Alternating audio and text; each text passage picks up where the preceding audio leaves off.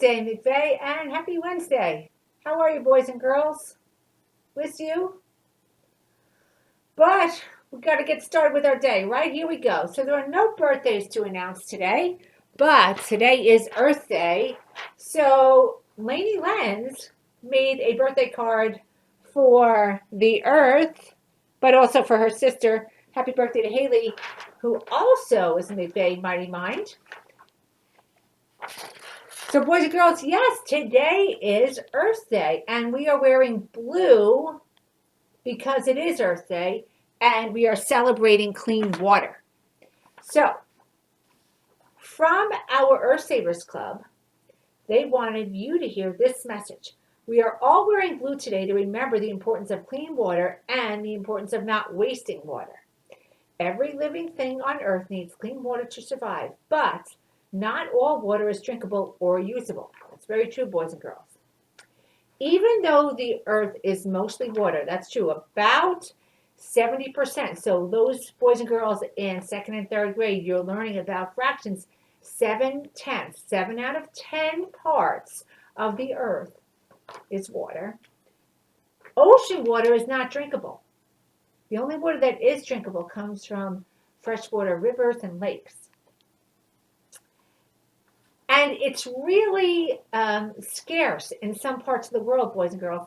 Some parts in the world don't have fresh drinking water. So we have to do our part to conserve. So only use what you need. And here are some helpful hints. So, boys and girls, when you're brushing your teeth, turn the water off. So you wet the toothbrush, put some toothpaste on. While you're brushing, turn the water off. Turn it back on to rinse.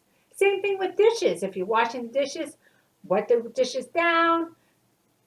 Use the soap while the water is off. Scrub, scrub, scrub. Turn the water back on to rinse. There are things we can do. Take a quick shower each day instead of a long shower, or a couple times a week. Take a shorter shower. We can do that, making sure that we clean, of course. Always clean every part. Don't get out too quickly to avoid using water. But if you can clean a little faster, great. All right. So that leads us to our next part of our Where on Earth segment. And yesterday, I shared with you some photos. So here were the photos from yesterday.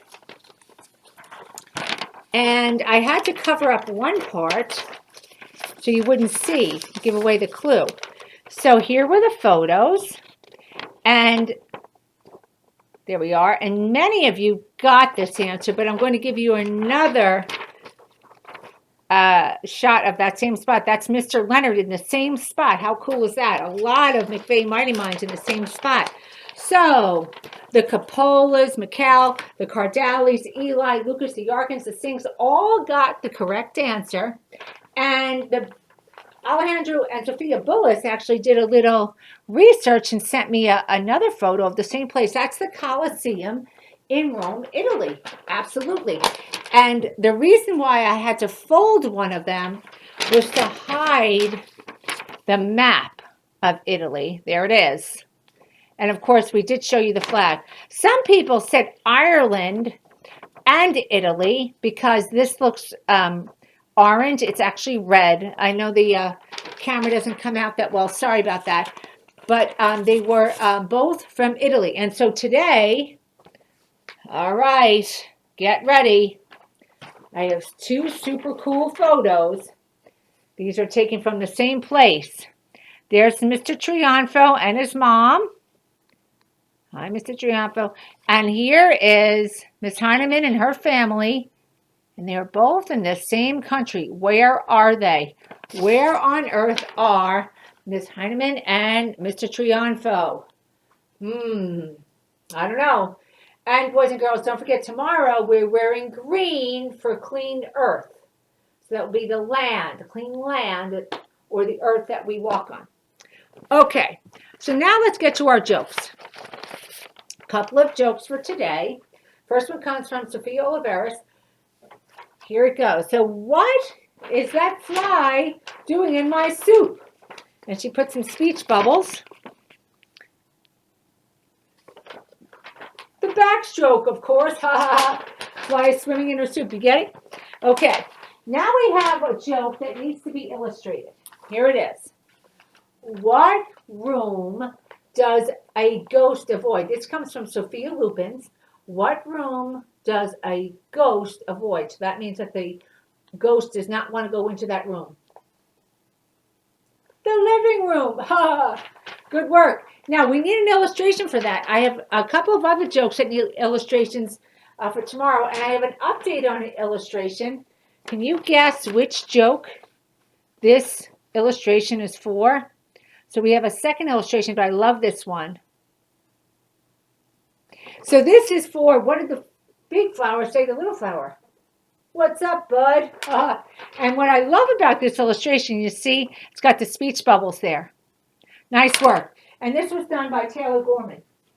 So maybe we can get some more illustrations. I sent some new jokes to Ms. Hoskin to be illustrated so that I can present them at the same time. That would be the best way to do it. All right, now for an update on our riddles. So the riddle I introduced yesterday was, how many times can you subtract 5 from 25? One person has gotten the answer correct. That's Alyssa. But I'm going to leave it out there for another day because I think that more people can get this. Let's see. And that came from Siddharth Singh. I just wanted to make sure that I mentioned that Jia Singh is the one who gave us this one, which was, what has 2 letters, 2 words, when you put them together, has the most letters, just so I make sure I give credit where credit is due. All right, so now I want to talk to you a little bit about science.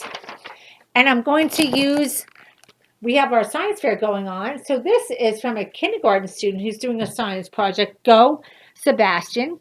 So I'm going to come close with this. So what he did, he listed all of his materials. He had water, sugar, salt, rubber bands, some cotton, and some beans. And then what he did was he put water in each glass, labeled them. One is plain water, one has salt, one has sugar. Then he took a bean and he put it inside the cotton, stretched it over the top of the cup and put a rubber band around to hold it. He pulled the cotton down into the water so that the water would seep up and keep the bean wet. And then he wanted to see what would happen to the beans.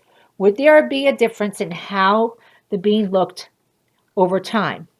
So on day 6, what you can see is that the one with water has a little break in it. The one with salt kind of looks the same. The one with sugar has something growing out of it. So what happened after day 9? Take a look. The salt one looks the same, just about. Here's the one with water, has a little break and a little growth. But look at the one with sugar. Man, that one is really growing. And then day 12, you can see there's Sebastian looking at the results and looking at the beans. Here's a close-up. Look at the one with sugar.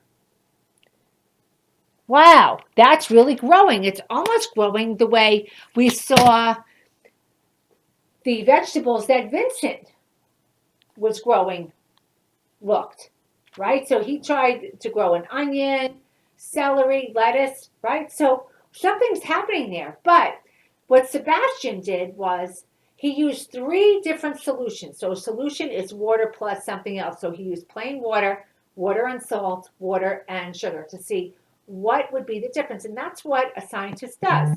A scientist works on answering questions. So now I have a question. Why did the water with sugar grow the most? Why did that bean grow the most? That's interesting to me. Now, I will add that Sebastian had to look each day at the water level, and sometimes if the water was a little low, he added a little more. He had to keep track of his data. But in the end, we saw that one solution, the water and sugar, grew the most. Why? Can anybody figure that out? Let's see.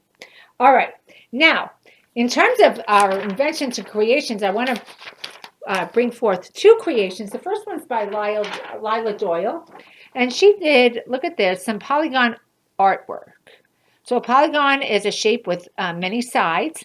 And so what she did was she created art out of shapes with many sides. Nice work, Lila.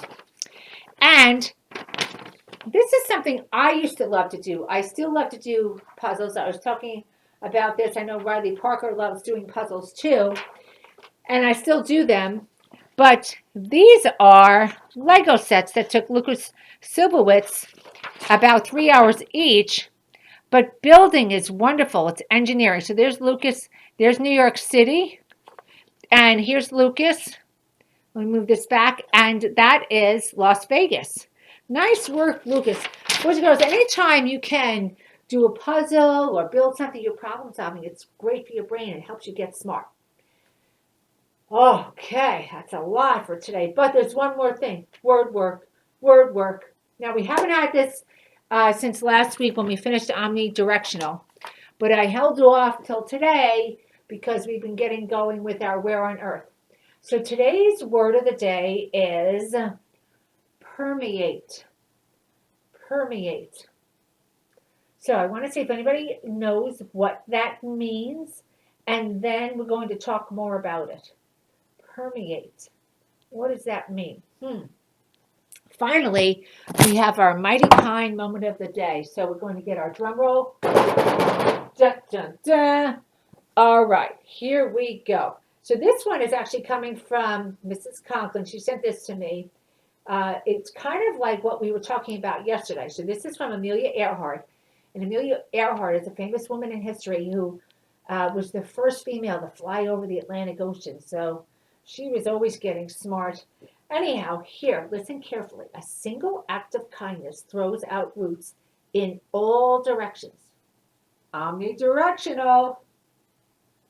Kindness. See? Omnidirectional. And the roots spring up and make new trees. Kindness is omnidirectional. Yes. And I believe it was Mikhail who came up with that. Yes. So, yes. So it sends out roots in all directions, and then it grows new trees. And that's what we were talking about yesterday. So when you do something kind, it makes them feel good, and they're more likely to be kind to somebody else, and then somebody else. It just keeps going and going and going. It gets passed on and passed on and passed on. So boys and girls, when you do something that makes somebody else feel good inside, you're affecting people you don't even know. That little thing plants a seed, grows roots, and sprouts new trees somewhere else. And for example, the Yorkin girls made waffles for their parents. Go Yorkins. And there were just too many. So what did they do? They took the extra waffles and donated them to the essential workers. Again, it keeps giving and giving and giving. Kindness just keeps going. Speaking of waffles, just a reminder, we have our bake-off and card appreciation cards for essential workers going on right now, round 2, so that McVeigh can make a difference for our essential workers, boys and girls. I hope you're able to do something or be part of it this time or next time. And boys and girls, as always, every day is a great day to get smart and be kind to both each other and the earth.